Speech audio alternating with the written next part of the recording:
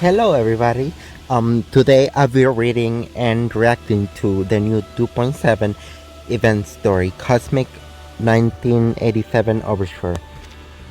I'm really looking forward to it because Named appears and Winston appears, and I really like those characters. So let's get into it.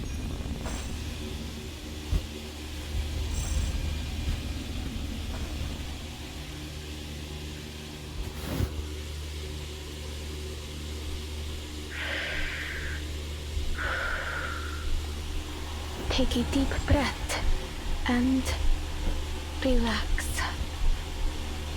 This is my debut. I can't fail. Not now.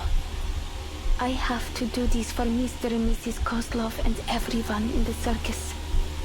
I must make them proud. Mrs. Kozlov told me that I must guide the air through my body until it finds its balance. Left. Right? Good. Now, wave to the audience and say hello. Oh no. I can do this. I'm almost there.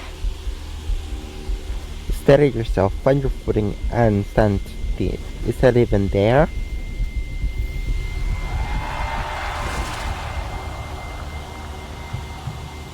Я могу справиться с этим.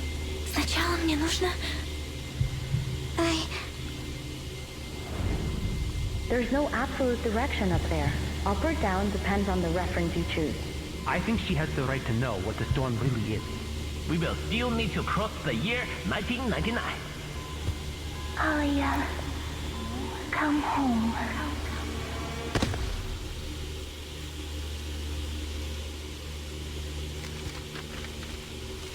The lab researcher still has been checking off the awareness of her journey.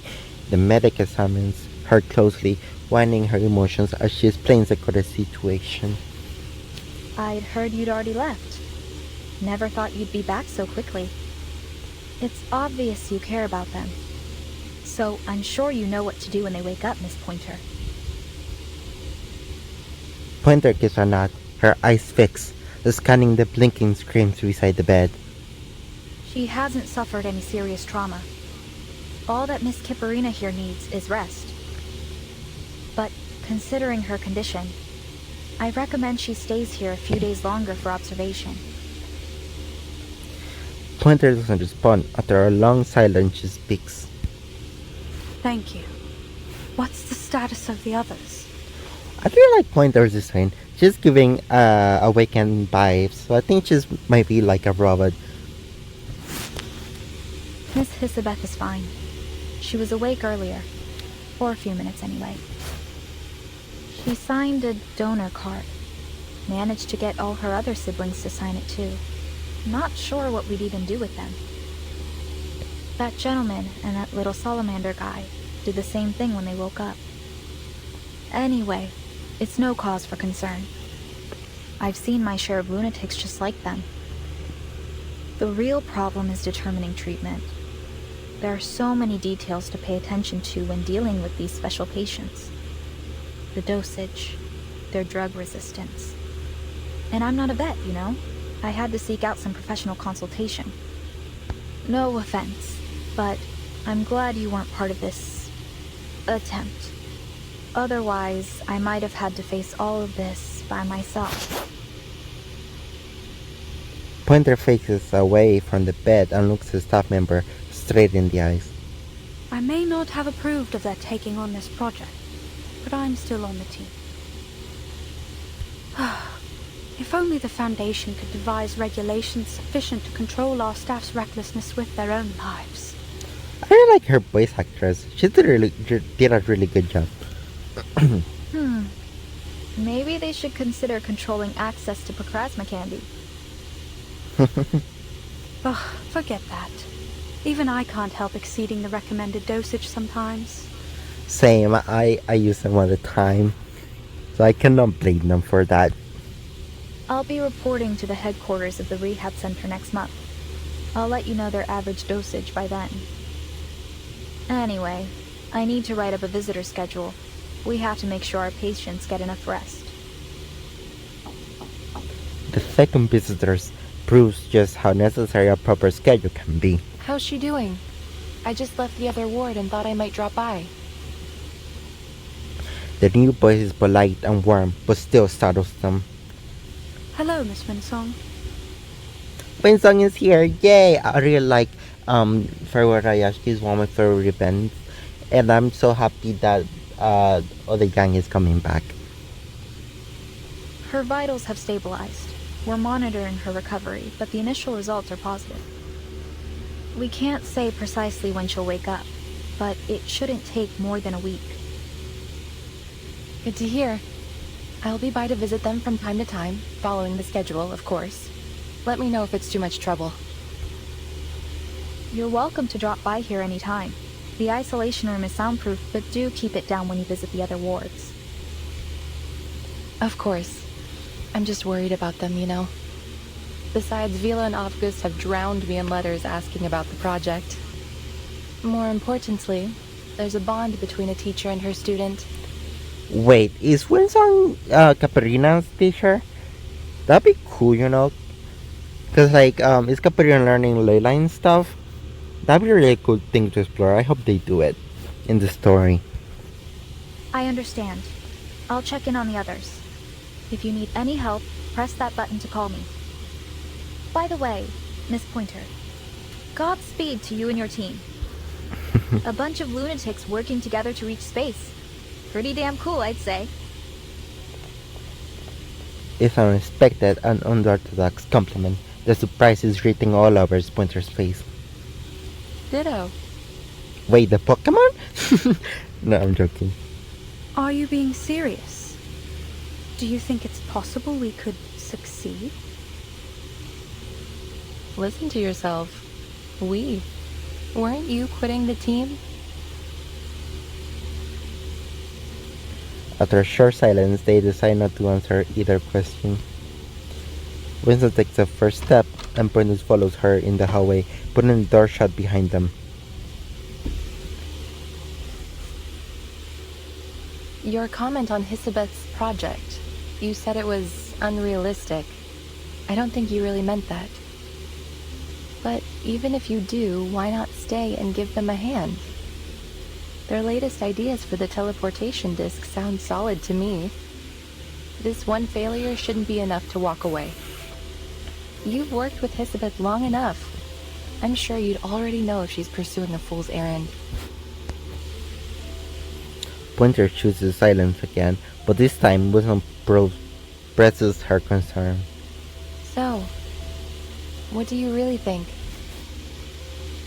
My thoughts are unimportant. All attempts to talk them out of it have failed.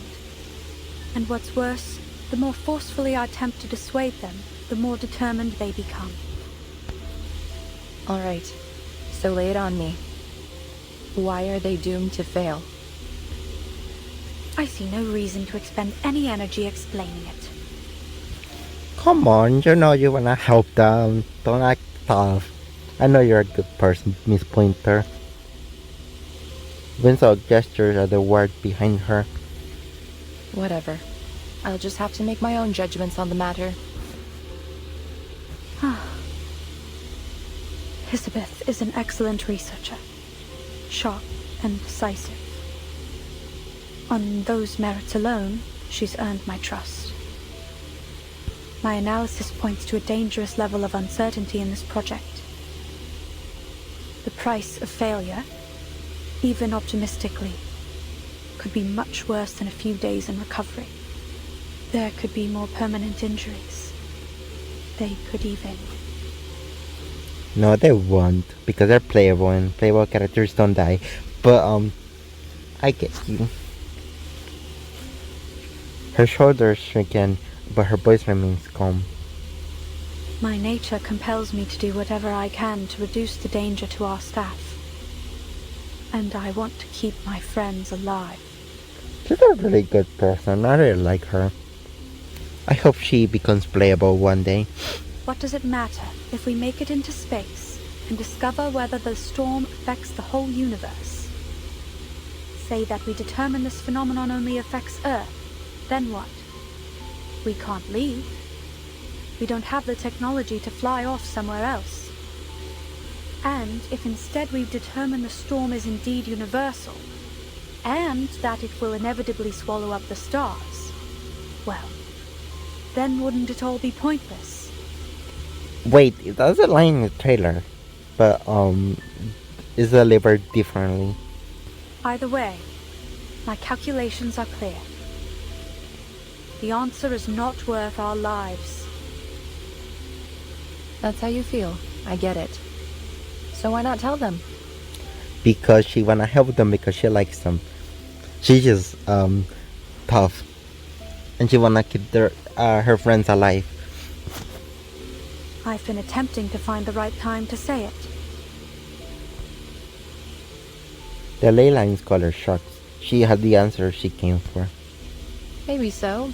Speaking of things to say, I've got some news, and I thought it was better you hear it from me. Laplace has decided to evacuate the spaceport. All staff on site are to be relocated before the end of the month. Evacuate? Where to? There is critical equipment here that can't be moved in that time frame. Besides, this spaceport was part of our active partnership with the local government. Oh, a partnership. She lifts her head and Winslow doesn't shy away from her gaze. Ah, we're moving to our real branch in Plesetsk, aren't we? The one on the edge of the Arctic Circle that's proven immune to the storm. Oh wait, there's a new place immune to the storm? Cool. This is our storm emergency plan. Is a storm about to hit? Uh-oh. You've got it. All Laplace employees are to spend a week in the care center after reporting to Plesetsk. The local staff will be put on paid vacation, as is usual. They both know exactly when the pay vacation will come to an end. Elizabeth was also waiting for the right time. And I guess this is it. Sign this for her, will you? Don't worry, it's not a donor card. A sheet of paper is held out to You're her. asking me to sign this so that my teammates can stay here and die in the storm. No, I don't want them to die either, Pointer, but if they do what they want, you cannot change their mind. Like, you can try to persuade them, but if they want to do it, you have to let them. I'm not asking. I'm only delivering it to you. But they know what they're doing here. That's why I want to help. I need some time. My analysis won't be objective right now. Yeah, she really care about them. But you cannot change people's mind and you cannot force them. If they want to do something, you have to let them. That's a lesson she needs to learn. Sure. Just don't keep your teammates waiting. Our time is short.